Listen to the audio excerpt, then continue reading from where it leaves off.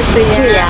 Tapi kenapa kok kemarin itu beredar di media sosial itu Transmart juga ikut diserang lah sama wartawan kayak kan lain gitu. Itu kenapa?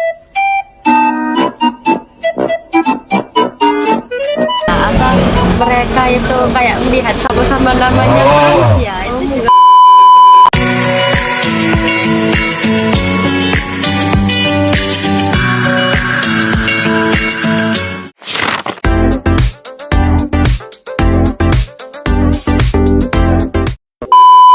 Assalamualaikum warahmatullahi wabarakatuh.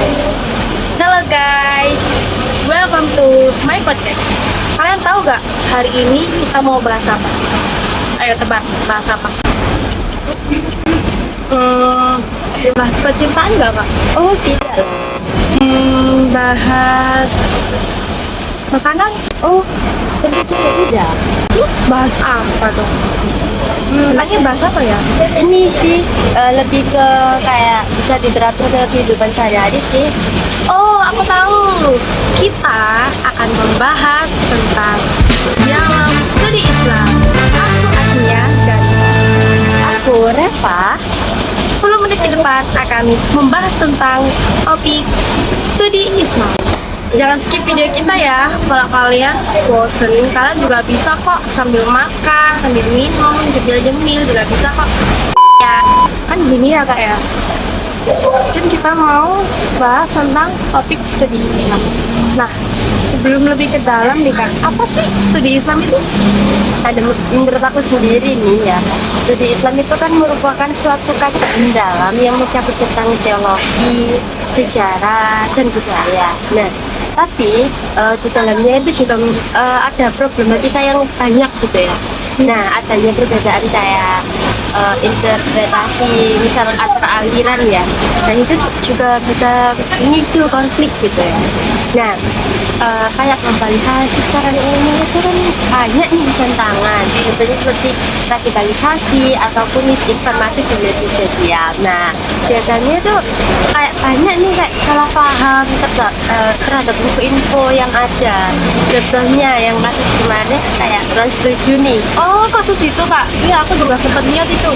Nah, kasus trans 7 kan sebenarnya yang salah nih pihaknya yang trans 7 ya. Tapi kenapa kok kemarin itu beredar di media sosial itu Transmart juga ikut Diserang lah sama wartawan kayak cancer dan lain-lain gitu. Itu kenapa? Padahal kan yang salah cuma yang trans 7 aja. Atau mereka itu kayak melihat sama-sama namanya trans ya? Itu juga nggak tahu. Ada juga trans icon, apa nggak itu? Iya, nggak tahu juga sih. Kalau yang aku tahu yang kemarin aku kan yang Transmart itu kan di Surabaya itu sampai viral loh videonya. Nah, karena itu kita tuh juga kayak butuh gitu loh pendekatan kritis untuk atasi masalah-masalah itu. Oh, jadi gitu ya kak. Ternyata studi Islam itu gak hanya di materi aja ya. Iya, sebenarnya Di kehidupan sehari-hari juga. jadi kayak penerapan studi Islam juga bisa diterapin kan, bukan hanya di materi aja, tapi di kehidupan sehari-hari juga bisa diterapi. Tidak hanya dipelajari, tapi juga praktek langsung. Betul. Ya udah deh kak, aku mau nanya-nanya nih tentang sejarah-sejarahnya. Kira-kira apa aja ya?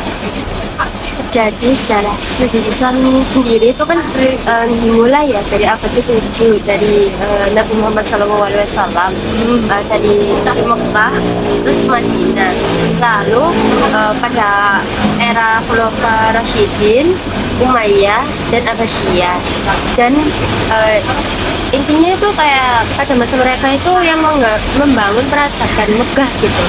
Nah, untuk abad pertengahan sendiri itu Islam itu mulai menyebar dari Eropa dan Asia, yang mereka menyebar lah mendunia. Jadi pada era kolonial itu ada tantangan lah sampai sekarang ini. Nah, kita lihat modernisasi seperti di Indonesia itu juga banyak seperti di aliran kita itu juga beradaptasi melalui kayak berbagai budaya yang ada di Indonesia. Kayak tahun berapa itu Muhammadiyah lahir? Oh iya. Tahun habis itu tahun berikutnya NU lahir Iya. gitu ya Kak ya. Jadi lahirlah secara sejarah. Nah, karena aku tanya ya, Kenapa? seputar Islam sendiri kan judulnya bahas tentang akidah Iya. dan akhlak. Nah, menurut Kak Agnia nih, akidah dan akhlak itu gimana sih? Pengertiannya apa sih dan penerapannya di kehidupan itu gimana sih menurut Kak Agnia sendiri? Akidah itu menurut saya itu keyakinan dasar. Akidah sama akhlak itu beda. Perbedaannya itu tadi. Kalau akidah itu keyakinan dasar. Nah, kalau akhlak ini universal ya.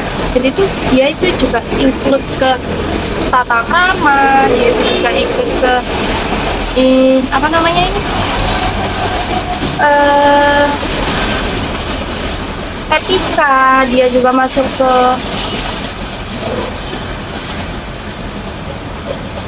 lupa ya namanya, adab. Nah kan Akhlak.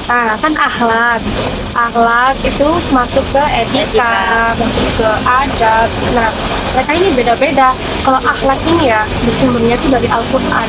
Itu kayak lebih apa ya, lebih sopan kayak berbicara itu juga sangat berhati-hati. Terus kayak adab ini contohnya adab makan itu sambil duduk, sambil menggunakan tangan kanan. Terus kayak adab minum sambil duduk juga, kalau sambil berdiri kan juga mana tersedak ya. Nah jadi seperti itu Kak, kalau menurut saya akidah dan akhlak itu berbeda. Jadi kita tanpa akidah itu aku tahu aku berarti bisa goyang ya Kak ya. Iya, jadi kita tuh harus mempunyai keyakinan yang kuat.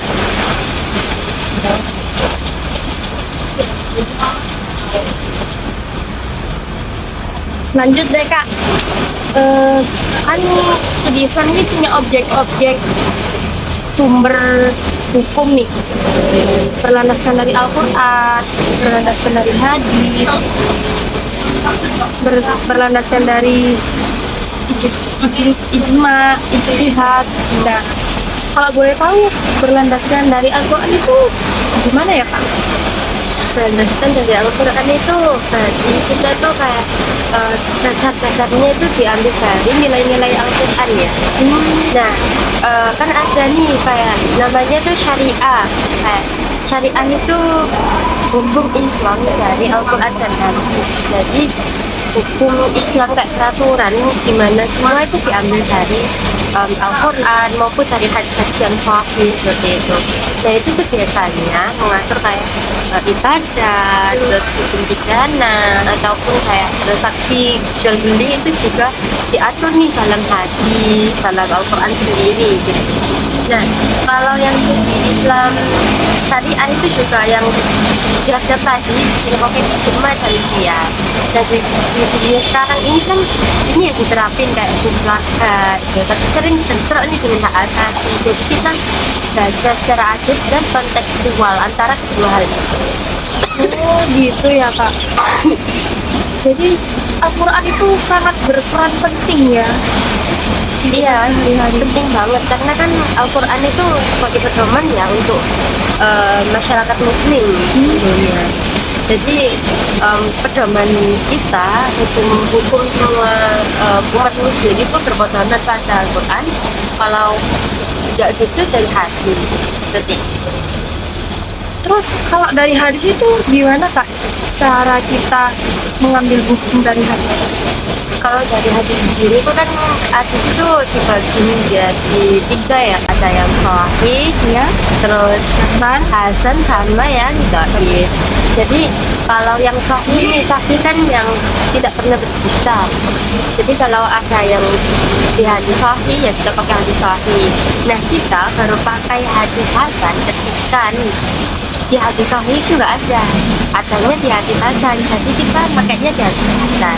Terus kapan ketika kita memakai dhaif? Ketika di hadis sahih, di hadis hasan nggak ada dan yang Quran juga nggak ada. Jadi paksa, bukan terpaksa ya, kayak lebih tepatnya kita nggak apa-apa nih pakai hadis di doi Ketika dari sumber-sumber lain tidak ada.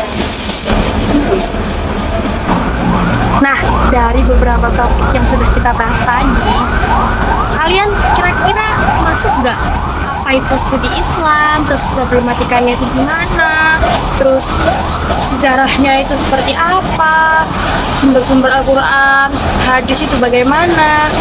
Jadi kita tuh nggak bisa hanya teori dipelajari, kita juga itu harus mengamalkan, terus juga harus diterapin di kehidupan sehari-hari. Betul ya Kak ya. Daya? Betul banget, karena kan apa ya, kalau kita cuma tahu teori-teori aja nggak di apa ya terapin dalam kehidupan sehari-hari, juga kita nggak bisa nih memahaminya secara mendalam, terus mengaplikasikan secara oh ini ya ternyata, oh ini ya nilai ini seperti itu.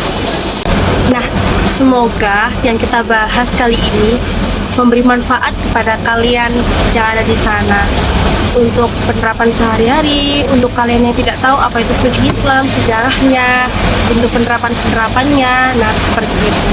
Cukup sekian dari kami. Saya Agnia dan Saya Reva. wassalamualaikum warahmatullahi wabarakatuh. See you next time, teman-teman.